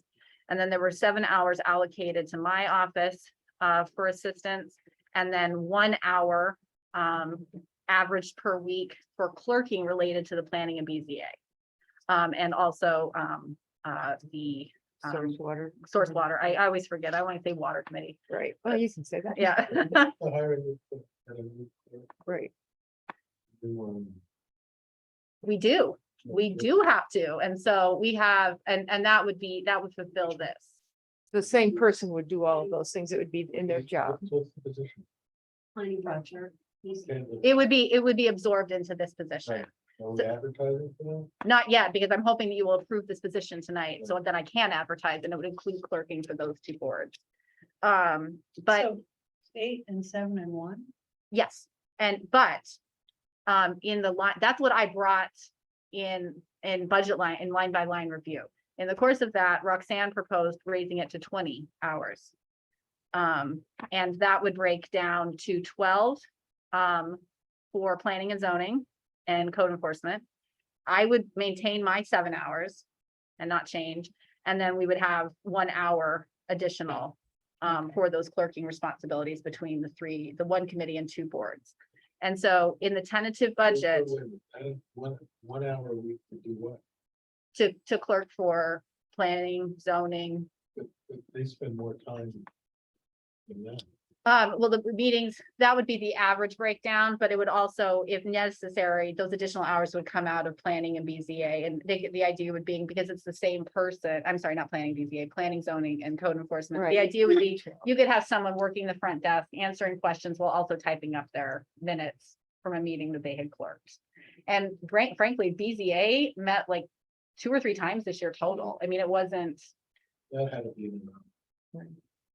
I don't know. Well, there'd be more planning. Well, my thought in suggesting that was partly that the clerking could become more than 4 hours a month, 1 hour a week. And also then, I mean, it costs more, but it moves the person to benefits eligible. And so the thought in the discussion that we had in that meeting was that if maybe it would make it a more attractive job, and it would be, we can get somebody who would stay and who would, be glad to have it, and it helps our Yeah. community because we're paying somebody who, hopefully we can get somebody who lives in our community. So our tax dollars are cycling back into that. So that's why I suggested moving it up that 4 hours. And the reason, the proposal before you in the resolution is for a project assistant. There is an 18-month termination on that position. And part of this is a position the town has never funded before. By going the project assistant route, we do not have to pull from a civil service list. Basically, everything else we would have to pull from a civil service list. If we went for like administrative assistant 3 or 2, and that list would not mean there's a finite list, and it means we most likely wouldn't get somebody from Ulysses. My thought with this is 18 months gives us a chance to have them work on some special projects, particularly related to the comprehensive plan, particularly related to hopefully buying software as part of the IT upgrade or planning software, potentially to start scanning and turning into electronic documents rather than the physical copies that are ridiculous at this point. But this would not, if we get to the point when we say, this isn't what the town needs, at the end of 18 months, we can go in a different direction. But ideally, what I anticipate would happen is we're going to find somebody, because 20 hours is appealing. Benefits attraction, that might be appealing. And then we could actually grow somebody into a more permanent position potentially if the town feels comfortable moving in that direction. But this isn't creating a position that's gonna be permanent for the town 10 years out, if that's not what the town needs. So I was trying to provide some flexibility on that and also giving us frankly the opportunity to hire from within Ulysses, and Right. those lists are not going to let us do that for right now. But we could have somebody who turns out to be great, and then we encourage them to take the civil service list, Right. get on that list, and then we can hire them in that civil service position. I mean, we're really kind of, digging out of a time where we were very understaffed and everything else. And so I think a project assistant for getting these things going makes a huge amount of sense. And then we can see how it all shakes out once our new planner's really on his feet. The comp plan is moving along in 18 months should be, this other project, water protection plan project should be done in that length of time. And so we can see what we Exactly. then need. So it seems to me, I mean, I support it. I think it seems like a very good plan. Doesn't commit us to anything beyond what we really need right now. And we're pretty much We have short the of hiring funds. another code officer. We're pretty much tapped out in terms of our staffing within code. This actually creates more opportunity for enforcement. Because we can actually, a lot of the paperwork for code enforcement can be streamlined and simplified with, and that's how it works in other municipalities that are larger than us, who, you know what I mean? You basically turn over your notes and you have a clerk who actually puts that into a document that's then reviewed by the person, the code enforcement officer. Then the code enforcement officer can drop off their notes or email their notes and then head back out into the field to do the work that we primarily want them to accomplish.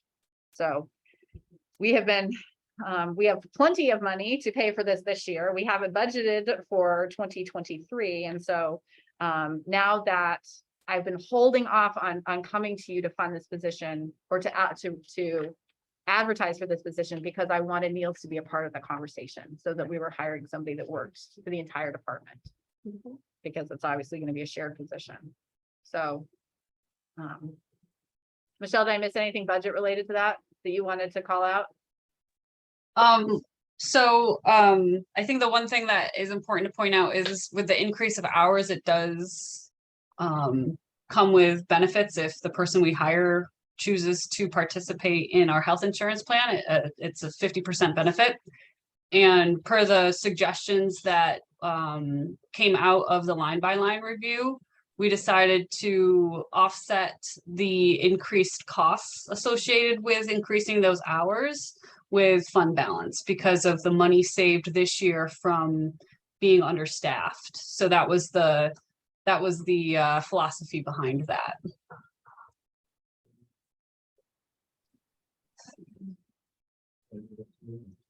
Okay, I will move the administrative assistance line. Second. Any further discussion or comment? All those in favor? Aye. Aye. Are there any opposed? I'm sorry. Okay. Thank you very much. Motion carries. And then the last item under new business is Tompkins County Community Funding Grant. So we have the official deadline is the 31st of October, but there's actually, you pretty much have to have your intentions in by October 15th. Michelle and I and Carissa have reviewed various pieces of the granting process, reviewed application, discussed projects, and I would hope either of you will speak up if I say something incorrectly about, reflecting our conversation. In reviewing the materials, there really seems to be a primary focus on helping disadvantaged communities and communities that were adversely impacted by the pandemic. And there's a limit to, they don't want to see planning grants. They don't want to see, designs for potential projects. It's really my understanding that they would like to see effectively shovel-ready projects that have a clear cut, that have a clear story. These are going to be feel-good type projects in a lot of cases, that they can show how the money is being put to use. And so there is a list that the town has developed over time internally of different project priorities and different project interests. And that's what we used for when we went after congressional allocations, when we went after which we're not going to find out about, and now it sounds like until November, December, because Congress is passing the stopgap measure and they're gonna take up the real budget negotiations after the midterms. So we're not gonna know if we got any earmarks to the projects we applied for until after that. But we reviewed our, they're not gonna fund a culvert. So, I mean, some of the things that we have are very high priority things, but not super exciting from a county standpoint. And so, but one of the projects that came up and Rich, I was thinking of you specifically when this happened, is that one of the things that we have the potential to grow through outside funding would be our summer camp program. And our summer camp program primarily directed to lower income families. We have for the 2022 year, we were able to grow staffing to accommodate every child who was posted on the wait list, of families who register from the wait list. And we were able to accommodate every child whose family qualified for reduced participation. But we know that there's still potential need. It's still $60 per week per child is at the reduced cost under the 2022 numbers. It might be 60, 65 next year. But that might be a place where we could actually ask for money to help subsidize being able to increase enrollment. In previous iterations of the summer camp, we were able to accommodate upwards of 100 children. We were at 72 this year per week. And I've talked to Will and he has the capacity to grow. It has to correlate to funding. And this is one of those activities that, if you increase enrollment, you do increase the potential that you have individuals who are paying full fare, right? And who are paying more than it might cost per that child, but that does subsidize allowing children whose families are less fortunate to be able to participate. So I was going to propose, or I am proposing, that we could pursue funding for subsidized increase in increasing our enrollment subsidized through this and increasing our ability to provide affordable summer care options for children in our area. We're effectively in our town, we are largely a summer childcare desert. The only other camp, which is a lovely camp, I've had kids there, the Cuba Nature Center, but it's a much more expensive camp than the town offers. And so this I do know is providing an important service in our municipality. So that was what, coming out of Michelle, Krista and I talking about, we discussed as a very clear program that we have in existence, we can write about persuasively. We could manage an increase if needed. It's a 1 year, it could be a 1-2 year increase depending on how much money we go after. But I wanted to bring that to the board as a possible consideration and see if you guys had other ideas of how, something persuasive you'd like to apply for. Yeah. You could follow on to, I know Nancy and Ann were pushing for the Jacksonville Park because the bathroom was never completed. Yeah. So they could be harnessed for the horsepower to push that forward. So we could be a sponsoring agency, but we don't own it. So it would not have to be, they can actually apply themselves for that money. I would certainly be supportive at the town of going after money by all stretch. If we wanted to write a letter of support or something like that, we would not be lead agency on it, to the best of my understanding. Michelle, did that make sense to you? I'm sorry to throw you under the bus like that. No, that's my understanding of it as well, is that they're more than welcome to apply directly for it. But because we only have an MOA with them, it would make sense for them. It wouldn't be as compelling, or I don't think it would fit within the program guidelines. Because it's not our asset. Well, I like what you said. About the summer camp. Yeah. How much are you thinking? I need They to have run, different tiers of the grant money, right? There's a limit, 10,000. the minimum is 10,000. Minimum. Yeah. I haven't honestly, we haven't crunched the numbers deeply. But because I didn't want to spend a lot of Will's time and frankly, our time, if the board was like, no, we want to do something else and direct it there. I would bring a gatekeeper resolution to the next town board meeting. And so that would have the breakdown of how we're applying and probably a draft. Because we have to bring it to them by the 15th. Can we do a multi-year? Yes. Okay. Michelle, we have to spend it by, I mean, I forget how many years, we have a few years to spend it, right? I honestly can't remember off the top of my head what that is. I think it might be in the same. I think it's the same guidelines as the ARPA funding where we have to commit it by 2024 and spend it by 2026. I think, if I'm remembering correctly. It says critical infrastructure. I know that they said that, but like I've had some They- side conversation. Well, I mean, I know that's included in there, but I also, it's one of those things that like, it's hard to hug a bridge in the same way, you know? I mean, we don't have the footbridge in the, like the village has that they're trying to fix up that they've had issues with. I mean, if we had something that simple, I think we might be able to talk them into it. We were looking for a project basically that was ongoing, that wasn't gonna create new and additional work that we could kind of build in and expand something that's been Since successful. healthcare, we could apply for a flat car.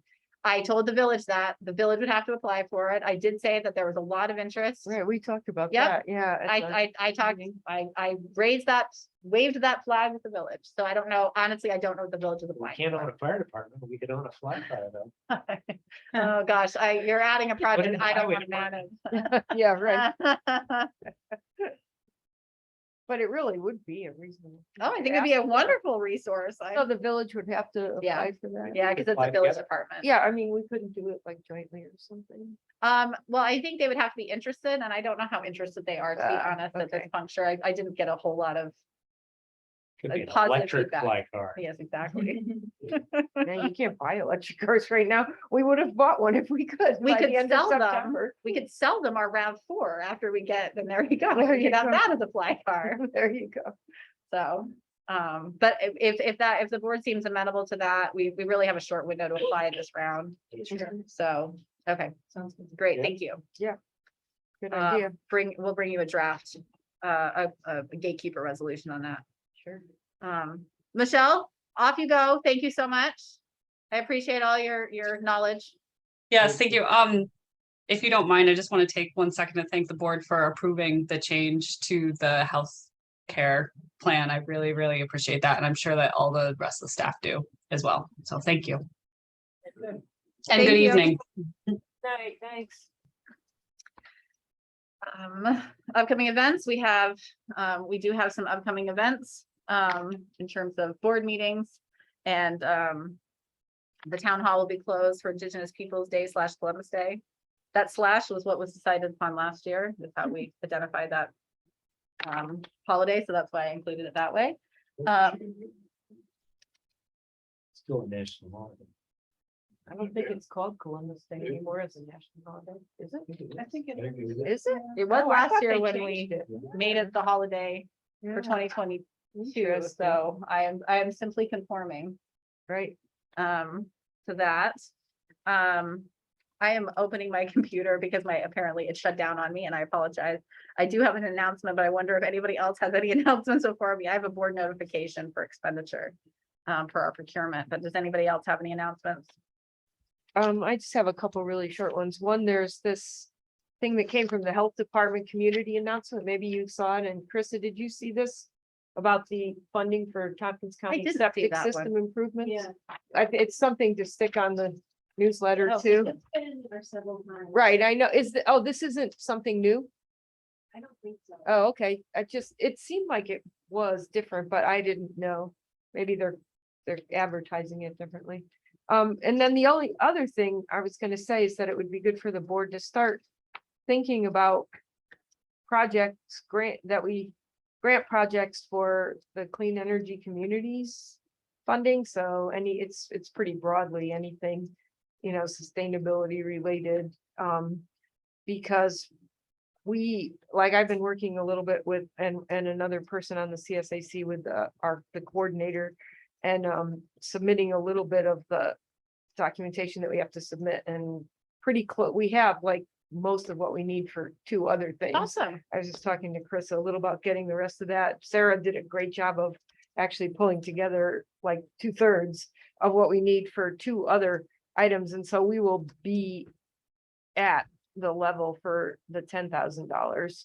And we'll be actually moving quite a bit towards the $20,000 as well. And they're additive. So you make the points for the 10, and then if you make the points for the 20, you got the 10 already, and then it's 1,000 more points and then you get the 22. So we could, end up even getting 30,000, but 10 for sure. We're gonna be there pretty soon, so.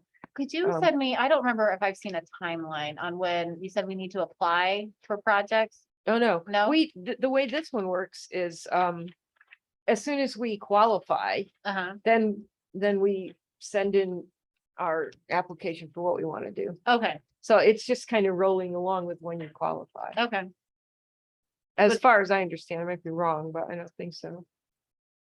Does it make sense to have a board discussion on that in October? Because there might be some budgetary connections, or do Yeah. you want to wait until November? Yeah, I mean, I don't know if there would be, but, they have a list of some suggested things. We could think about what we might want to do, but, Okay, and she has actually Gina Cassidy, who's the Clean Energy Communities Coordinator for our area, has a list that she sort of keeps, like a running list of what some of the other municipalities have done with their grants. And so, not to say that, you need to do that, but, and they also have certain things that they will go through really easily. And then other things, you can really put forward whatever you want, and it probably will sell through. And we have a pretty good track record of Clean Energy Communities, and I serve people, so of figuring out how to make it work. So I think we could, but anyway, I was really pleased to see that we're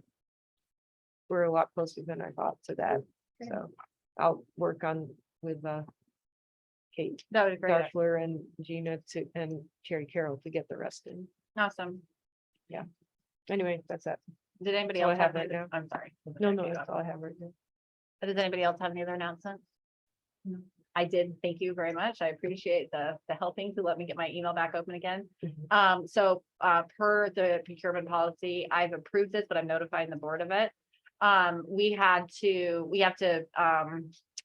update our general code to reflect the passage of 3 laws that we had, so it has to go in and, into the code, E-code. And we have a quote for local laws 1, 2, and 3. To add them to our code, the cost is $1,740. And for reminder of what those laws were, they include the expanded geography for hiring for second deputy supervisor, deputy highway, and deputy clerk. We expanded our geography. We passed the exotic animals ordinance, and we passed the remote video conferencing law. So those are the 3 laws that will be put in as a result. And as I said, it comes out to 1,740. Chris, did I say anything that I didn't? No, that's accurate. Okay. So that's, that the management comes out of the clerk's budget for records management. The records management budget. I'm sorry, not the clerks, but the records management budget. You're also a records manager, so I was conflating the 2. So I approved it, but wanted to make sure you're aware of it. And minutes, we have lots of minutes. We had lots and lots and lots of minutes. And so I don't know if everybody had time to review the minutes. If you want to take more time and cover them at the next meeting, that's fine. I just wanted to, if you had time, we could pass them tonight. Or amend them tonight and pass them. Or if you wanted to wait, we can do that also. What is the preference of the board? Ready to go for minutes of this meeting. Sounds great. Okay. Is that a I'll make motion? Yeah. Rich, is that a second? Yeah. Were there any modifications or changes? No further comment, then all those in favor? Aye. Aye, I'm just gonna abstain because I didn't Okay. have time to read them all. no problem. I'm sure they're fine, but I didn't read them, so I Um, read some of them, but I didn't finish. And then we have no budget modifications. I tend to leave that one on just in case. Privilege of the floor. Is there anyone in the public who wishes to address us? There's Linda. Linda is shaking her head no.